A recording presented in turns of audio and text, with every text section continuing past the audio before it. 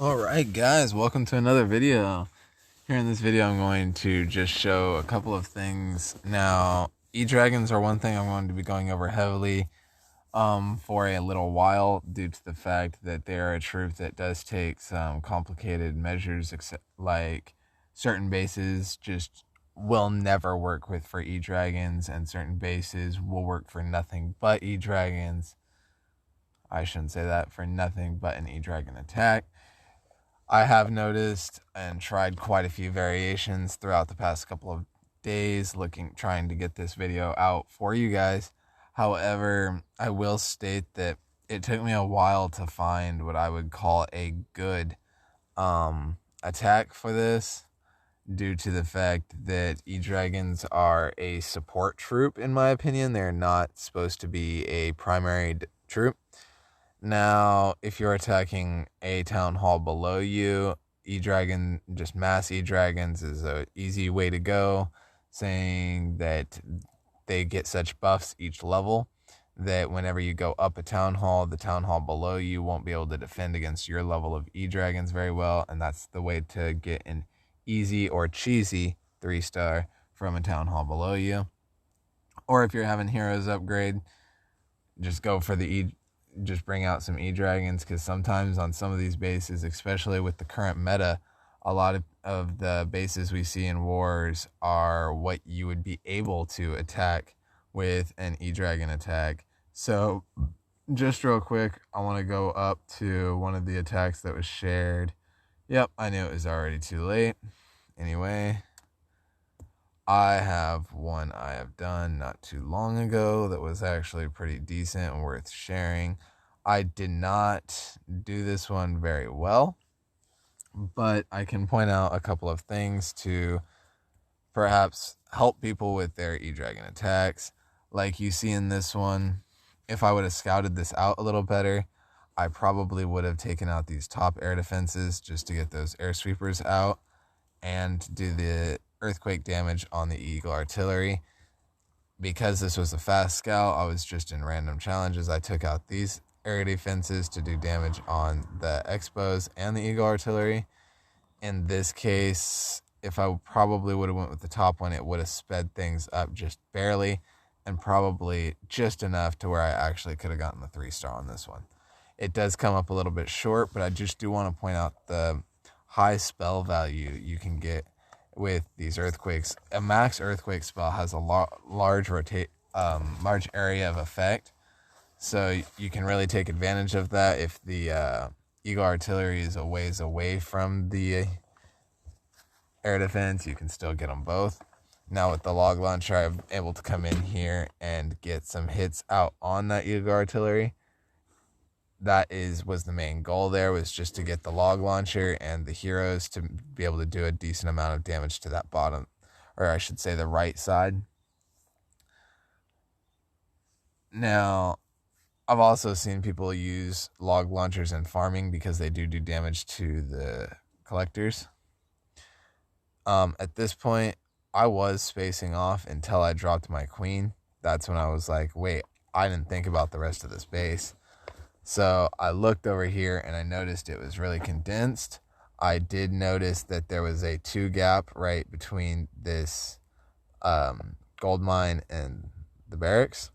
That tells me that my E-Dragons are not going to connect right there.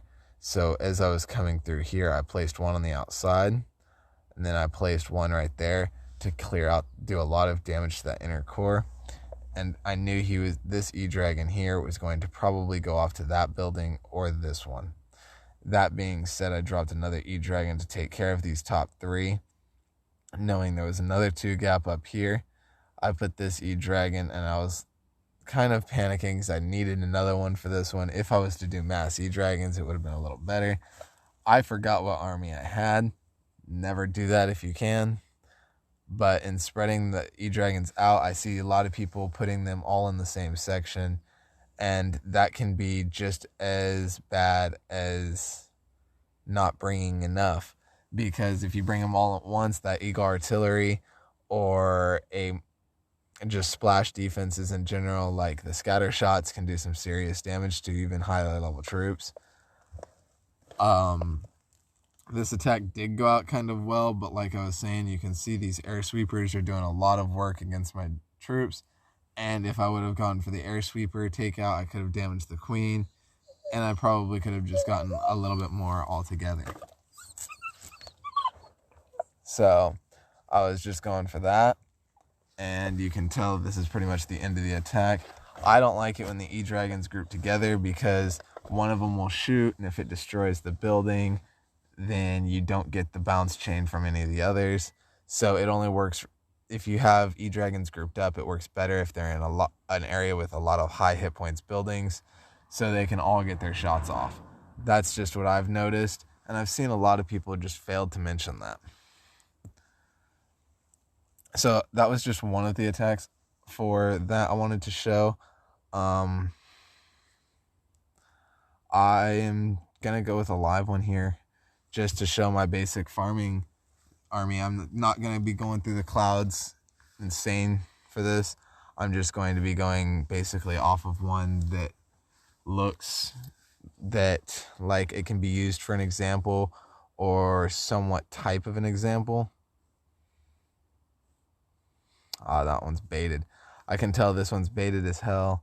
You've got the clan castle that's easy to pull. You've got the queen centralized. I'm going to purposely fall for this bait, but if you are just regularly attacking, you have to know if it's a baited base, and how I can tell it's baited is just by how you can see the entire split. They want you to attack by this town hall side. Now, I would recommend most people not to attack by the town hall side, just because that is how the base is baited and how they'd want you to attack it. However, there are ways to do it correctly. I'm just going to put the king down for some funneling on that side, as well as the royal champion to come and kind of tank a little bit for the log launcher as it comes through. Now my log launcher has nothing in it, so I'm just hoping it can do some good damage here. And one more shot, come on. Alright, it got some good damage to that Eagle artillery. So now I'm going to bring in, there's 3 surviving, or 4, including that building hut. So I'm going to use all of the E-Dragons right there. And I'm going to put one on this side where the king kind of failed off at. Put the queen, the warden, and I'm going to double finger these balloons in right behind them. And I'm going to find the close spot, put the haste, back by the back balloons, coming in for the rage, the freeze and freeze. Now, I'm just doing this to get a quick star. Like I said, this is mainly a pushing army. This is not... I have taken this army to war, even though some bases it's just not going to get the 3-star on. This is mainly a 2-starring army. I just wanted to show it, saying that E-Dragons, there's a way to use them, and on certain bases that are baited especially, you can use them to just grab that 2-star on a baited base and just defeat the bait of the base completely. Like you saw, that base was almost completely baited for someone to attack the town hall side, and what the base was designed for was if you attack the town hall side, you get a 1-star, and if you attack the other side, you'd still get the 1-star. However, if you attack strong enough with the E-Dragons, or a hybrid attack like this attack with the Super Dragons and the balloons behind it, you can actually do quite a bit of damage to these baited bases. Now, this is going to be the only attack I showcase in this video. This one is also running kind of short. Oh, look, there you go. Stephen Curry gave me some troops right there. A little late.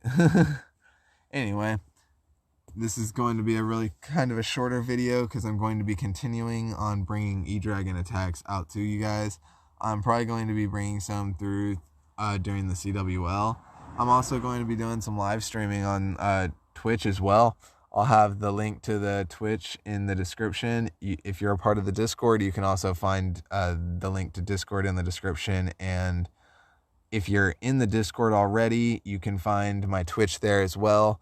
If you're new here, welcome. And if you want to become a part of Godsent, you can always join our Discord, and we'll make sure we can get you an invite into the clan or our junior clan if our main clan is already filled at the time. Remember, guys, Clash on and have a good one.